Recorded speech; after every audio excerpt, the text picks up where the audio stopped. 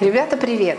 Сегодня я покажу вам свой секрет, как одновременно красить седые корни и делать мелирование с растяжкой за одно нанесение. У нас наша модель имеет волосы, ранее окрашены и ранее давно-давно осветленные по длине.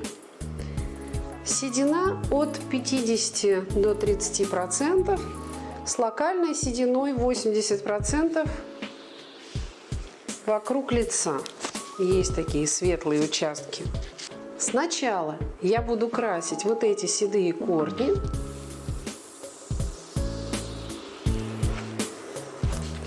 А затем делать мелирование.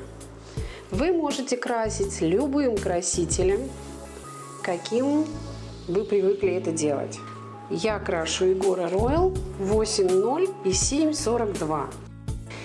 Добавила для нейтрализации фона осветления и для того, чтобы результат был немного холоднее, 9,5-29. Он очень холодный и дает такой серебристый результат. Очень хорошая нейтрализация. Наношу на все корни. Пока это стандартная обычная работа.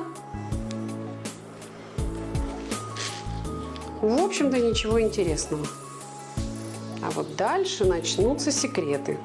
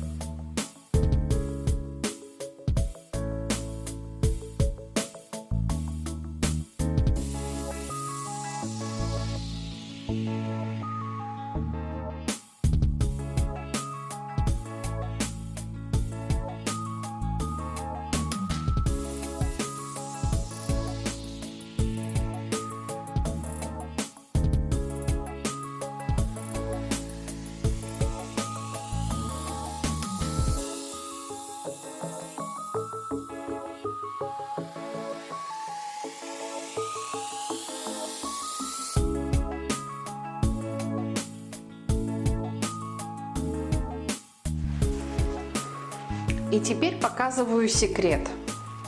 Для того, чтобы немножко этот холодный переместить вот на эту теплую, ранее окрашенную зону, можно немножко наклонить пока, я делаю проборы, оттягиваю в противоположную сторону и ребром кисти рисую вот такие пряди. Растушевку на длину заношу ребром кисти.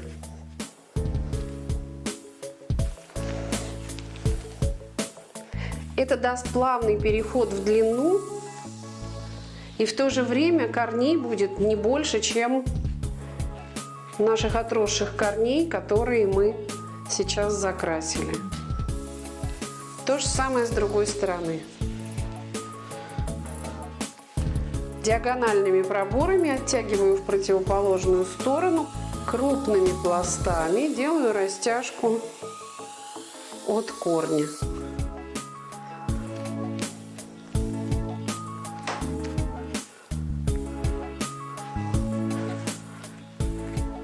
И далее переходим к окрашиванию затылочной зоны.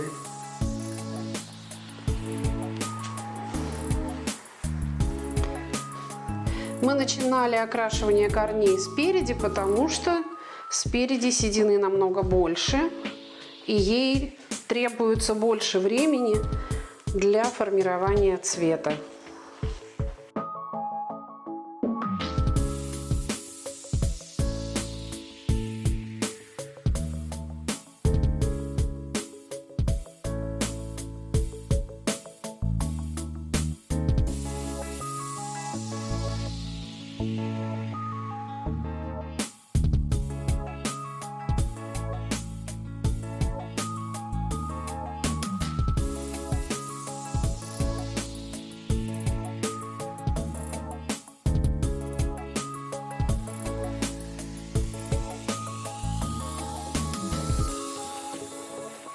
И та же самая растяжка в затылочной зоне. Диагональными проборами делаем такие лучики от корня ребром кисти.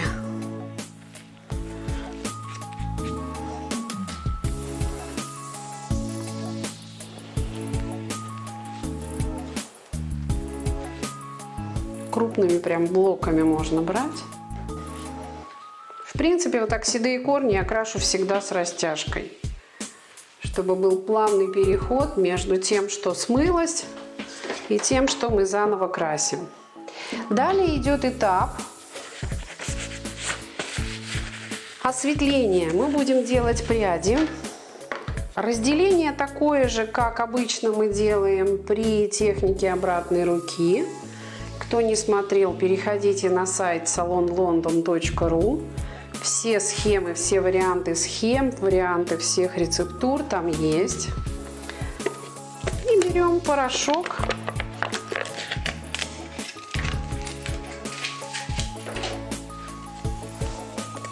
В принципе, мне пол-ложки даже хватит.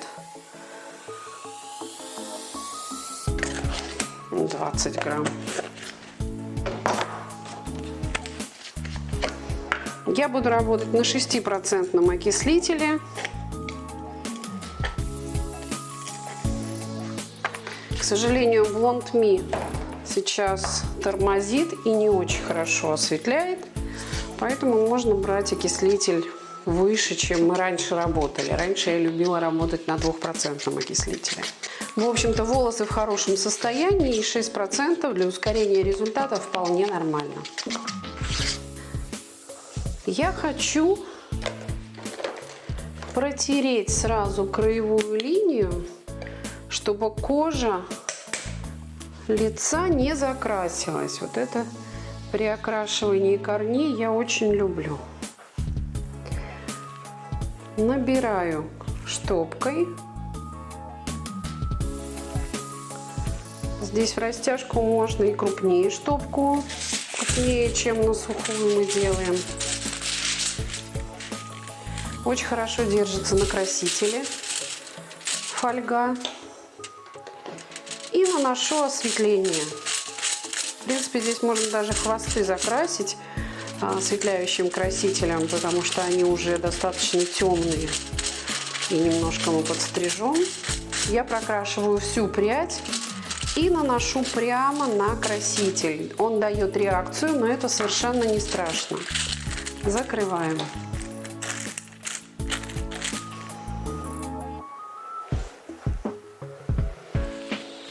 И так продвигаемся вверх.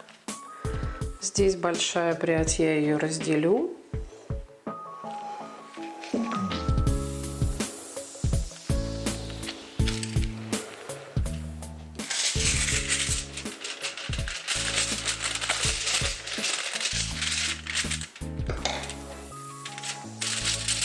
Вы можете чередовать, наносить только на сухую часть, без красителя для корней в технике растяжки.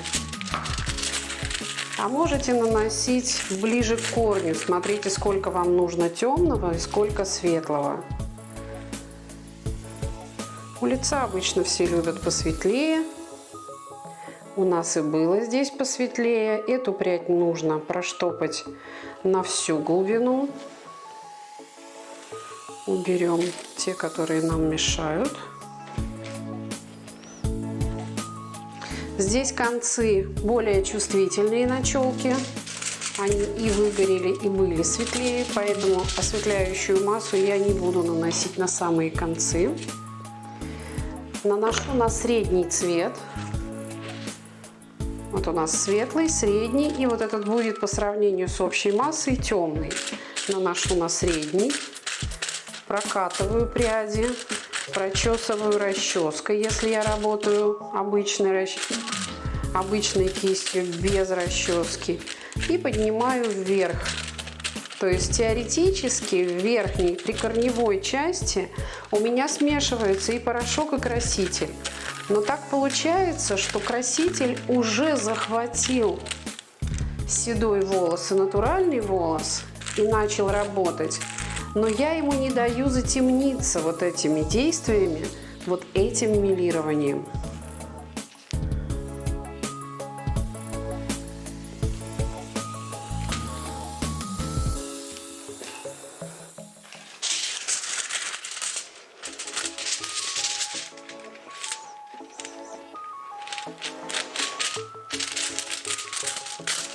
Конечно, это уход от технологии, нарушение технологии, нанесение и пигментного красителя, который добавляет пигмент в волос, и нанесение осветляющего красителя, который осветляет пигмент в волосе, и натуральный, и искусственный. Но из опыта здесь противоречий нет. Мы можем достичь такого эффекта и получить очень плавный переход. Вот этот переход, когда заканчивается прядь с растушевкой, при таком окрашивании она не будет фонить, она не будет теплым пятном, потому что у нас пигмент холодный в красителе. Даже любой пигмент в красителе, он затонирует это место. Те, кто работают в технике обратной руки, знают, что иногда на темных волосах особенно вот эта растушеванная точка имеет меньше степень осветления, из-за этого может быть более теплой, чем общая масса.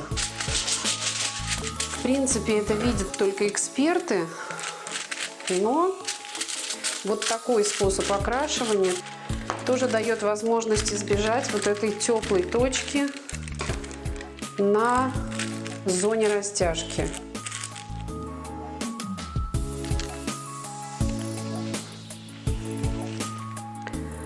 Если ваш осветляющий продукт хорошо осветляет, то, может быть, вам и не понадобится тонирование. Это вы уже решаете сами, нужно вам тонировать после или нет. И вы решаете сами, сколько светлого вам нужно сделать. Может быть, вы сделаете только пряди у лица, а может быть, всю голову. Я начинаю светлый спереди, потому что мне важно спереди иметь более светлые пряди. Даже если степень осветления по мере продвижения назад к затылочной зоне будет меньше, меня это устраивает. У лица акцент, на затылке меньше светлого.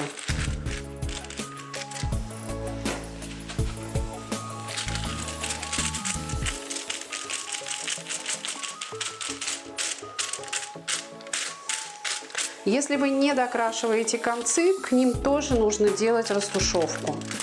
Не обрывайте четко блонд, обязательно растушевывайте и к концам, чтобы был плавный переход.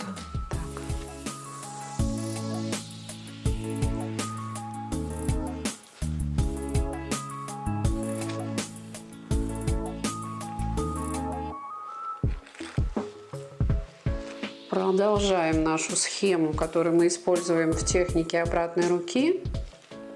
Переходим на верхний ромб из зоны распадения.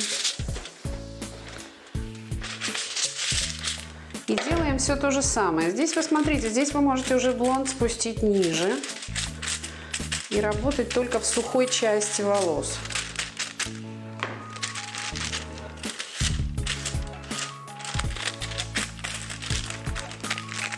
Вот такое окрашивание в салоне у меня было примерно 50% всех работ. Или молодой блонд, или взрослый вот такой блонд с растяжкой к закрашенным седым корням. То есть это очень коммерческая работа, которая востребована в салоне.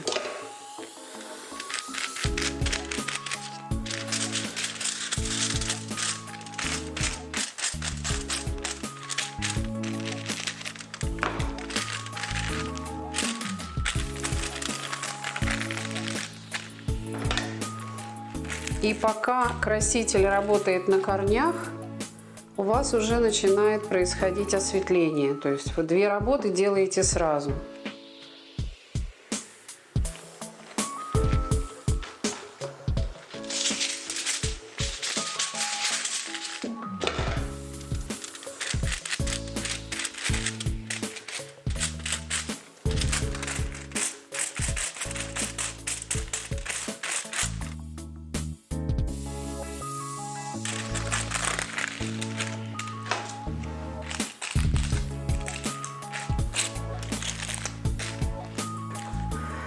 Переходим на другую сторону.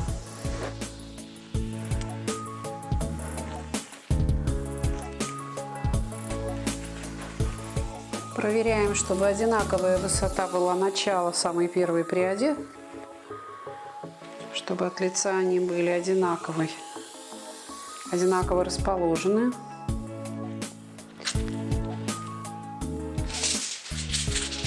Если вы забываете, что вы сделали с одной стороны, делайте пару прядей с одной стороны, пару прядей с другой стороны.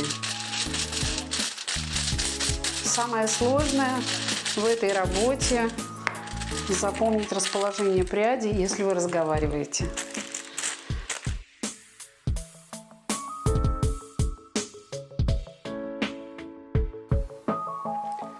У лица на челке штопаем насквозь обязательно всю прядь, не только по поверхности, чтобы передняя поверхность челки, если волосы будут уходить в укладки от лица, чтобы тоже были светлые блики.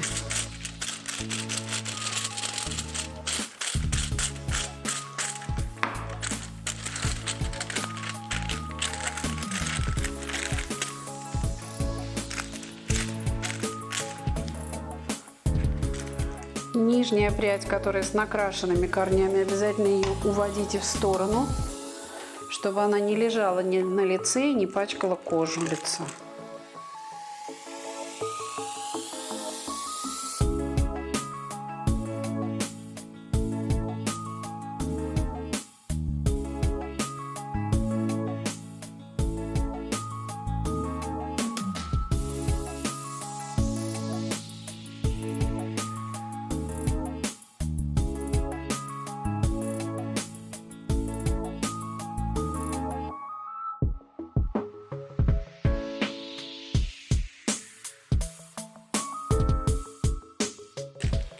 И смотрим, сколько нам светлого еще сюда надо добавить в затылочные части.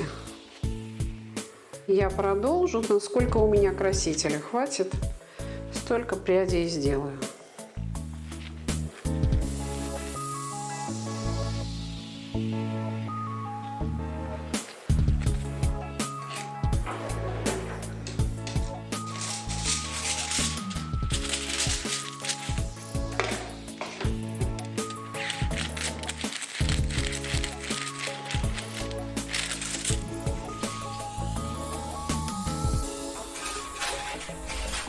Чтобы проверить, правильно ли вы прокрасили осветляющим красителем прядь, вы можете перевернуть и посмотреть, есть ли сухие места в нижних слоях волос. У нас растушевка, по-моему, здесь идеальная, потому что мы прокатывали кисточкой прядь. Я могу нарисовать крестик, что это у меня финальная прядь была, и посмотреть что-то из первого, как идет осветление, чтобы понять, сколько времени нужно еще держать краситель. Ну, в принципе, осветление началось, и очень плавный переход, нейтральный.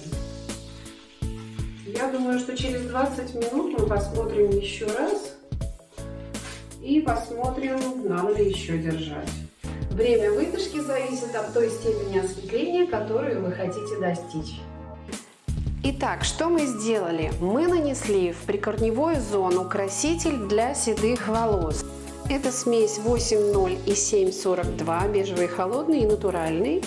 И плюс я добавляла для нейтрализации фона осветления 9,5 и 29. Все корни нанесли, сделали растушевку, и затем в фольге у нас пряди, нанесенные с плавной растяжкой к корню в технике обратной руки, порошок Blond Me и 6% окислитель. По схеме техники обратной руки, начиная от лица, чтобы у лица были светлее волосы, потому что пока мы дошли до нижней затылочной зоны, передние уже пряди начали осветляться. И сейчас будем ждать примерно 20-30 минут для того, чтобы корни прокрасились, а пряди в фольге осветлились до нужной нам степени осветления.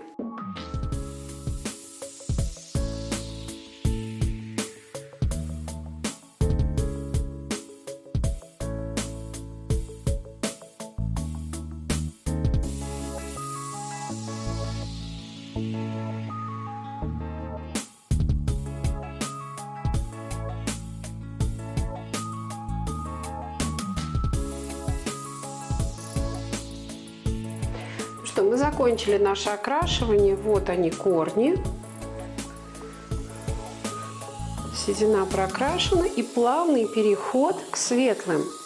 Причем вы помните, что корней было примерно 2,5 сантиметра. И светлый мы вводили прямо в краску для окрашивания седых корней. Пряди по длине осветлились, имеют плавный переход к корню. И окрашивание выполнено за одно нанесение.